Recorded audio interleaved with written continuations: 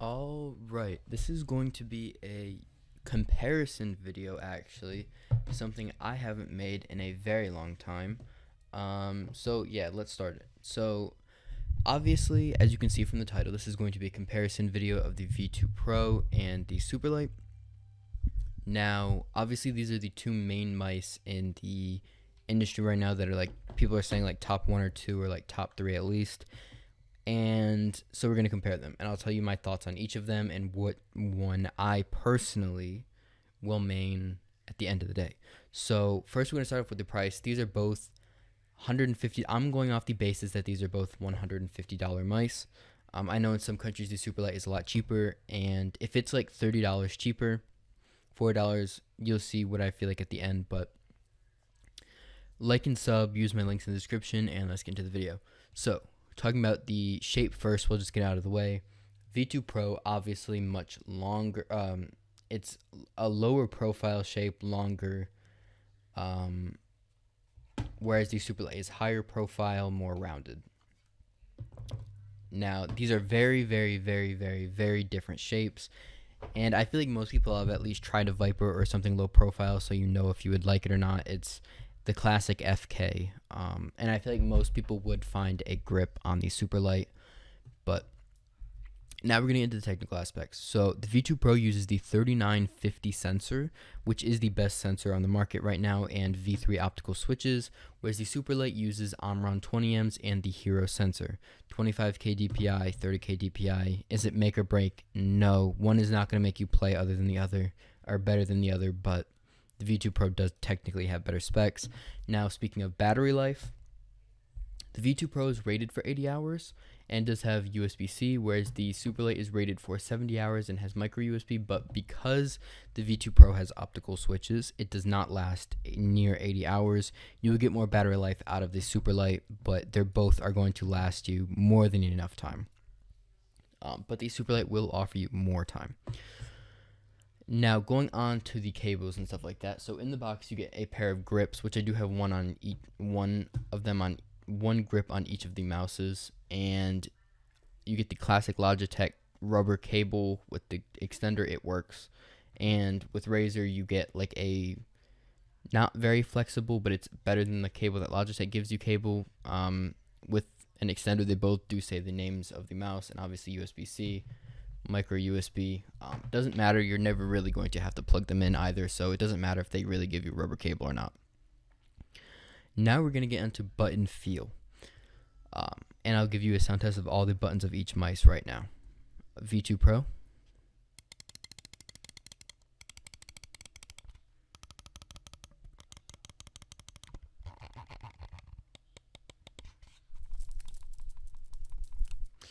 There is no rattle, it's just like bracelets rattling. The V2 Pro clicks are on the heavier side. They are very tactile, very crispy. Not very tactile, but they're pretty tactile, very crispy. I have no travel concerns at all. Of course, my camera's not going to focus. Why would it? But I don't have any travel concerns. A little bit of post-travel, but I believe that is intentional, and no real side-to-side wobble.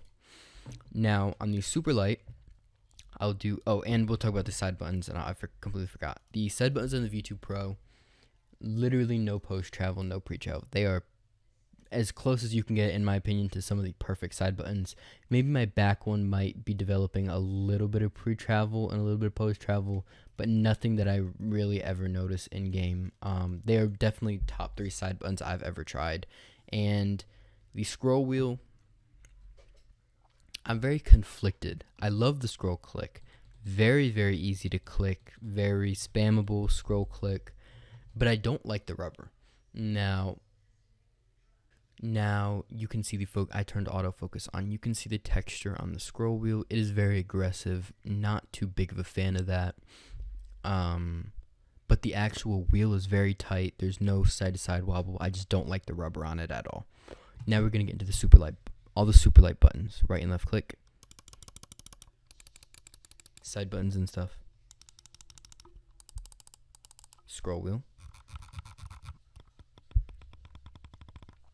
So the Superlight buttons are Omron 20Ms, and I don't have any a little bit of pre-travel, not much post-travel, a little bit of side-to-side, but nothing bad. And they're much lighter. They don't feel as crispy in my opinion, but they're much lighter, much more spammable. But here's where we get to the issues. The side buttons. They suck. Tons of pre-travel, tons of post-travel. Some of the worst side buttons I've ever felt. In clicks department, I think they are basically equal.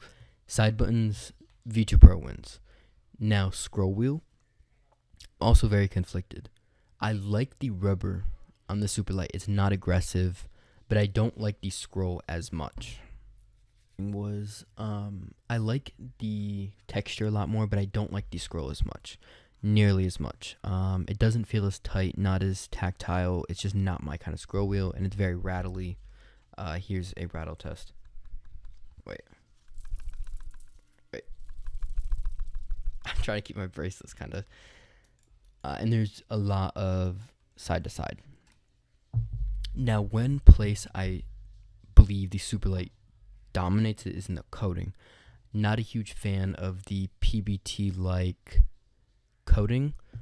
It doesn't get as greasy, not as disgusting, but it's just very, it doesn't, my hands feel very slippery on it, whereas the Superlight, my fingers adjust right to it, but the coating does get a little bit oily and greasy, and I'm not too much of a fan of that.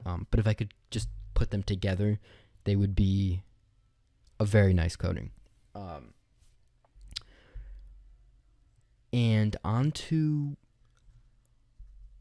other features, I should say. Both of them do not have RGB, obviously, no dock. Actually, the Superlight can use an aftermarket dock, and there is a place to hold the USB dongle, but there is no DPI button.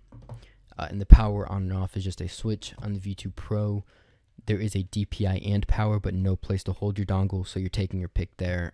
Most people don't really need a place to hold your dongle, but it's, some people might. Quality, I would say my V2 Pro, just the material, it just feels like a more solid mouse in hand. Granted, they are both 60 grams, take or minus 2 grams. The V2 Pro, in my opinion, just feels like a more solid mouse. It doesn't feel as cheap. I can't really explain it. I just do find the G Pro Superlight's plastic to feel a little bit cheap in some way. I don't really feel that on the Superlight. But as I said, no RGB, just a put on logo. Same with the Superlight. And now we get to feet. So here's where they are very different. The Superlight feet are, in my opinion, bad. They are super scratchy. You can probably hear it from this. This is a Hien mid. This is not the pad you're hearing. It is partly, but they're just scratchy. Very, very scratchy. But they are pretty fast on this pad. But they feel terrible. Very bad. Even on Jupiter, something that's supposed to be very smooth, just super scratchy. Now, the V2 Pro, on the other hand, I cannot feel any of the texture on this mouse pad. None of it. It doesn't pick up any texture. I've tried it on Aqua Control Plus. It doesn't pick up any texture, but it's very, very smooth. On the Jupiter, I really enjoy these feet on the Jupiter because it's supposed to be kind of muddy. But on the Hien, I don't feel any texture at all. And they're not very fast either. They're very, very controlled. So I would definitely replace both these feet. I really, for all use, I don't like either of these feet in my opinion. Now we get onto the grips. This is also a place where they differ. And I find that the V2 Pro grips are nice. They're higher quality, but they're very abrasive. They're very textured, and I don't really like that.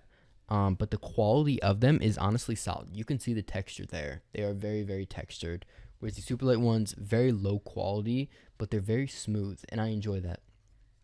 But one thing nobody mentions, you can see it right here. This gets in your way. It is the cutout of the old side buttons, I believe. I can feel this when I grip. It's really annoying, and I don't know why that's there, actually. But it's very, very annoying. But it doesn't make or break anything, obviously. Now, here's where we come down to the conclusions. The V2 Pro is going to have some quality control issues right now. It's new. It's going to. Batch ones always do. Even the Superlight had batch one issues.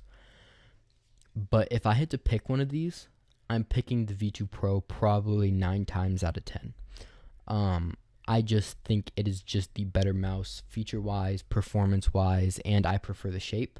If the Superlight is like $112 where you live, it's way better value than getting the V2 Pro. I would take $112 Superlight over $150 V2 Pro, but if you're comparing them at like a $10, $20 price, I would take $130 V2 Pro, or I would take a $150 V2 Pro over $130 Superlight.